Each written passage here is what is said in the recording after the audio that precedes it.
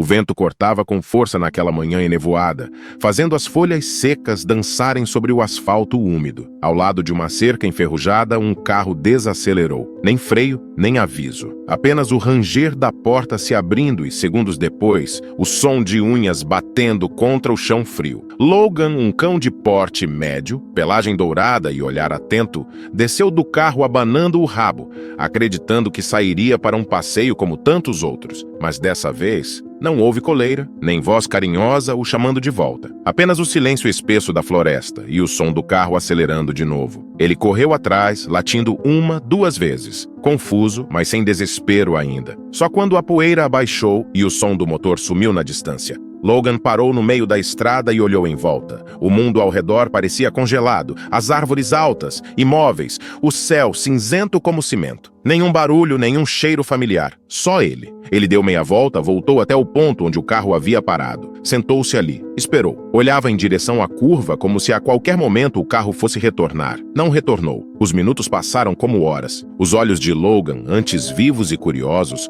tornaram-se vidrados, fixos. A cauda abaixou devagar. A certeza de que algo estava errado se instalava. Não em palavras, mas na pele, no corpo, na memória instintiva que dizia algo se rompeu. Ele se deitou devagar, encolhendo-se no chão ainda úmido, encostando o focinho entre as patas. O vento carregava a neblina entre os pinheiros, e o cheiro da terra fria não trazia nenhum sinal conhecido. Ali, naquela curva esquecida, começava a espera mais longa da sua vida. Mas, para entender tudo o que aquele cão havia perdido e o que ainda esperava encontrar, é preciso voltar no tempo. Voltar para antes daquela manhã cinzenta. Voltar para os dias em que Logan jamais soube o que era abandono. Ele chegara ainda, filhote, à fazenda de Raul, um viúvo solitário de mãos calejadas e passos silenciosos. A casa de madeira no alto das colinas era grande demais para um homem só, cheia de ecos, mas vazia de voz. Raul era do tipo que falava pouco, mas seu silêncio nunca assustou Logan. Pelo contrário, o cão se acostumou com a rotina das botas batendo no chão da varanda, com o chiado da chaleira todas as manhãs e com os assobios baixos que anunciavam a hora da comida. Ao longo dos anos, os dois criaram uma linguagem muda, feita de olhares, gestos e ausências que só quem já perdeu demais consegue entender. Raul quase nunca recebia visitas. A fazenda, com suas colinas largas e o mato alto escondendo trilhas antigas, parecia esquecida até pelo tempo. Os vizinhos mais próximos moravam a quilômetros de distância e o telefone da casa raramente tocava. A única presença constante era a de Miguel, seu enteado por parte de um antigo casamento, um homem de fala polida e aparência sempre bem passada, desses que usam relógio caro até para andar no campo. Ele aparecia de tempos em tempos com uma pasta de couro embaixo do braço e discursos prontos na ponta da língua.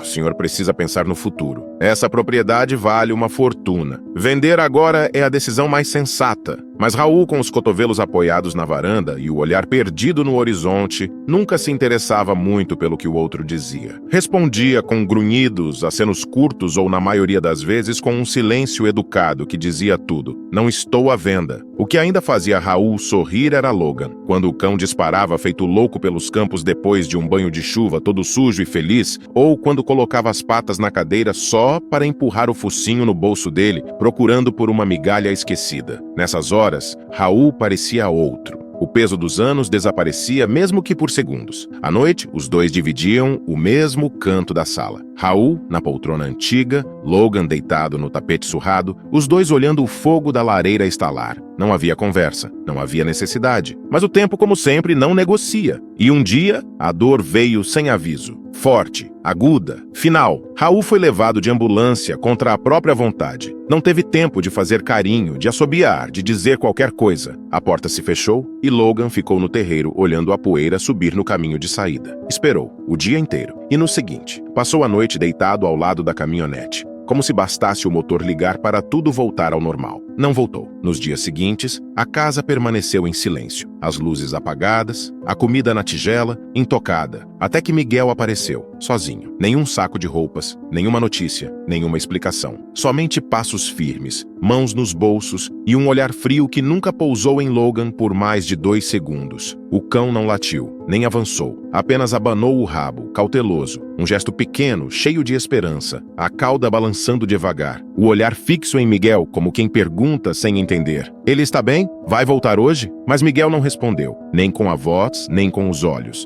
Apenas entrou, trancou portas que antes nunca se fechavam e saiu sem olhar para trás. Quando abriu a porta do carro e fez um gesto breve com a mão, Logan subiu com facilidade, como sempre fazia. Não hesitou, não desconfiou. No coração inocente de um cão, ainda havia espaço para acreditar que aquilo era só uma viagem. Talvez ao hospital, talvez de volta à fazenda, talvez para onde Raul estivesse, mas a estrada não levou a lugar algum. Ou pior, levou a lugar nenhum. Foram quilômetros em silêncio, nenhuma palavra, nenhum carinho, nenhum sinal. Quando o carro finalmente parou, era como se o mundo tivesse sumido. Não havia casas, nem cercas, nem vozes.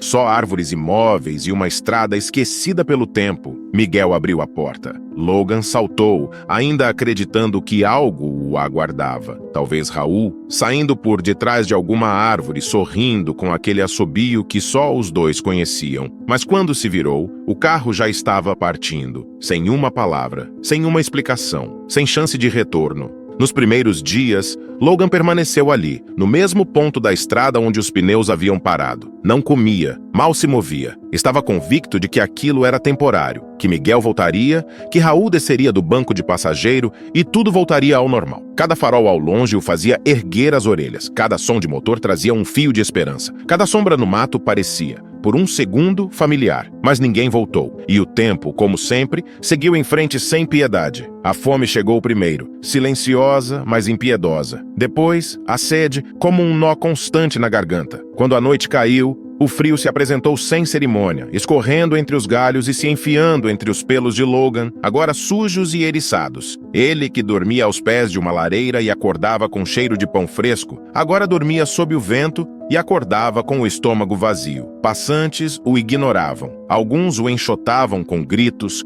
outros atiravam latas e pedras como se ele fosse uma ameaça. Um caminhoneiro chegou a acelerar quando ele tentou atravessar a estrada. Será que Raul estava vivo? Por que tinham se livrado dele? E para onde deveria ir agora? Sem respostas, Logan seguiu. De mato em mato, de beco em beco. Durante uma tempestade, buscou abrigo sob um galpão abandonado. Tremia, não só de frio, mas de algo mais profundo. A sensação de que tinha deixado de pertencer a qualquer lugar. Seu corpo começava a falhar, as patas feridas, os olhos pesados. Às vezes, sonhava com o som da voz de Raul chamando-o com aquele assobio baixo. Mas quando acordava, só ouvia o vento. Dias viraram semanas.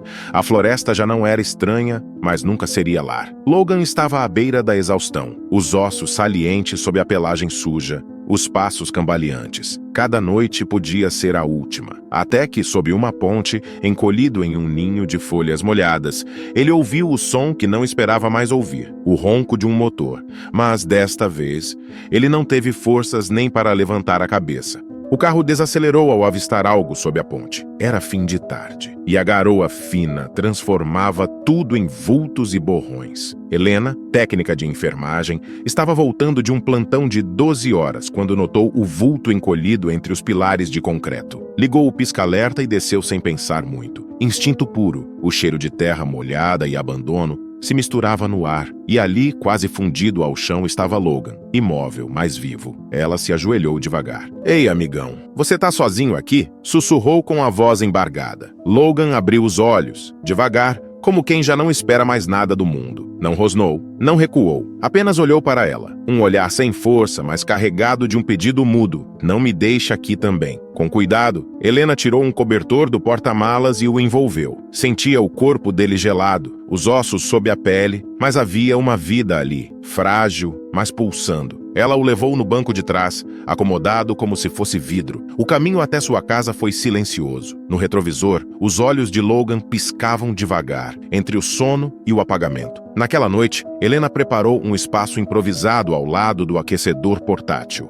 Espalhou 2 toalhas macias no chão e buscou uma tigela de arroz morno com frango desfiado. Logan, ainda tremendo, olhava tudo em silêncio, os olhos baixos, como se pedisse desculpa por existir. Ela se ajoelhou ao lado dele, enxugando com delicadeza cada parte de sua pelagem encharcada. O pano absorvia mais do que água, tirava o peso da chuva, da estrada, da solidão acumulada. "Você tá seguro agora?", disse baixinho, quase para si mesma. Logan comeu com lentidão, entre uma pausa e outra, como se o simples ato de mastigar exigisse mais energia do que ele ainda possuía. Quando terminou, encostou o focinho sobre a toalha, os olhos semicerrados, o corpo rendido. E ali, pela primeira vez em semanas, dormiu sem medo, sem vigília, sem angústia. Helena ficou observando por um tempo aquela criatura frágil e silenciosa que nem latia nem chorava, apenas aceitava tudo com uma espécie de cansaço antigo. Algo nele dizia que aquele abandono tinha sido mais do que físico, era um luto.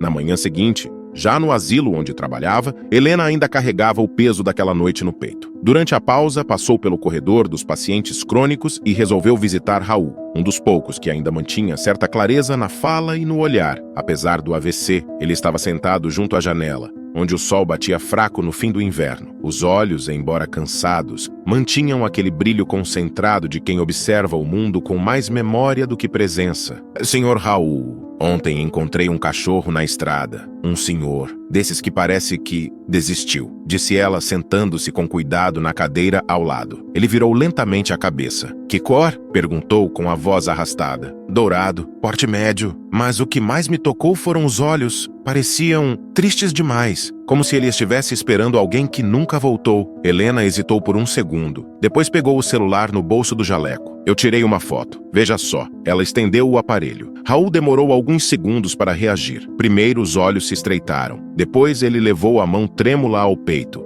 A respiração ficou irregular. "Logan", murmurou quase sem som. As lágrimas vieram sem aviso. "Meu menino", repetiu agora com a voz embargada. "É o meu menino." Helena engoliu em seco. Aquela reação era mais do que reconhecimento. Era reencontro. Era cura. Era a quebra de um ciclo longo demais de espera e silêncio. Por um instante, algo dentro de Raul, que até então estava adormecido, voltou a respirar. Helena não disse nada, apenas segurou sua mão enrugada, como quem segura algo que pode se desfazer a qualquer momento. Raul apertou de volta, forte, com urgência, não para agradecer, mas para confirmar. Era real. Naquele gesto simples, firme, humano, algo invisível se reconectou. Um vínculo que nem o tempo, nem a distância, nem a doença foram capazes de romper. Logan tinha voltado, e com ele, a parte viva do coração de Raul. Nos dias que seguiram, Raul parecia outro, mais atento, mais presente, com os olhos menos perdidos no horizonte e mais focados nas possibilidades ao redor. Falava pouco, como sempre, mas agora seu silêncio era cheio. Helena percebia a diferença em cada pequeno gesto, na forma como ele ajeitava o cobertor pela manhã,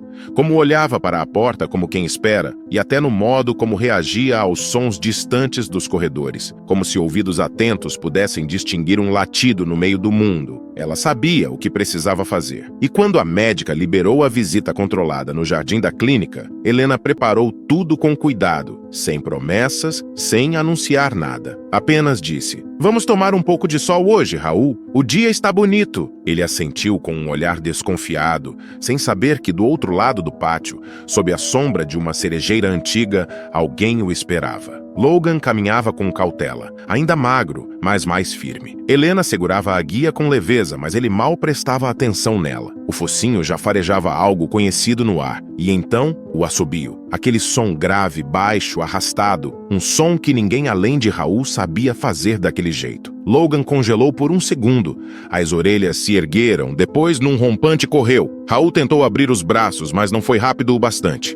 O impacto do corpo de Logan contra suas pernas foi leve, mas a emoção, esmagadora. Ele se curvou com esforço, encostou a testa na testa de Logan e deixou que as lágrimas escorressem, sem disfarçar, sem conter. "Você voltou", murmurou, quase sem voz. "Eu sabia que voltaria." Ali, naquele jardim silencioso, 2 pedaços partidos se tornaram inteiros outra vez. Nos meses seguintes, Raul melhorou. Não o suficiente para voltar à fazenda, mas o bastante para recuperar algo que nem a medicina alcança: o desejo de continuar. A cada visita, Helena trazia mais do que frutas ou medicamentos. Trazia histórias, calor, companhia, e Logan, agora mais forte, fazia questão de acompanhá-la, deitando-se ao lado da cadeira de rodas de Raul, como se dissesse: ainda estamos aqui. Com o tempo, Helena deixou de ser cuidadora, tornou-se casa, tornou-se família. Logan nunca mais dormiu ao relento. Nunca mais acordou em sobressalto, esperando o pior. Seu mundo, enfim, tinha voltado a caber dentro de um afeto. Anos depois, quando Raul partiu, foi numa manhã clara, com os vidros da janela abertos e o cheiro leve de hortelã no ar. Não havia pressa, nem máquinas, nem solidão. Logan estava deitado ao lado da cama, com a cabeça sobre a mão de Raul, que, mesmo sem força, ainda lhe fazia um leve carinho com o polegar. Helena segurava a outra mão, os olhos marejados, mas firmes. Não houve palavras derradeiras, apenas um suspiro profundo, quase um alívio, e então, silêncio. Um silêncio cheio, cheio de tudo o que foi dito sem fala, vivido sem promessas, amado sem condições. O testamento era simples, nenhum inventário, nenhuma cláusula, apenas um envelope, escrito à mão. Ao que me foi fiel, sem esperar nada em troca, deixo o que me restou de vida e amor. Que ele nunca mais conheça o abandono, e que quem estiver lendo isso cuide dele como cuidou de mim. Logan envelheceu ao lado de Helena. Seus passos ficaram lentos, sua pelagem mais rala, mas seus olhos... os olhos de Logan ainda guardavam o mesmo brilho que só nasce em quem já foi resgatado, não da rua, mas da perda. Nos dias mais calmos, quando o vento soprava entre as árvores do quintal, Helena, às vezes, parava o que estava fazendo. Fechava os olhos por um segundo e jurava do fundo da alma que escutava um assobio grave e arrastado vindo lá do alto das colinas, como um eco ou uma promessa que nunca deixará de ser cumprida. E você? Já amou um animal a ponto de sentir que ele era sua única família? Conta pra gente aqui nos comentários. Histórias assim merecem ser lembradas e sentidas de novo.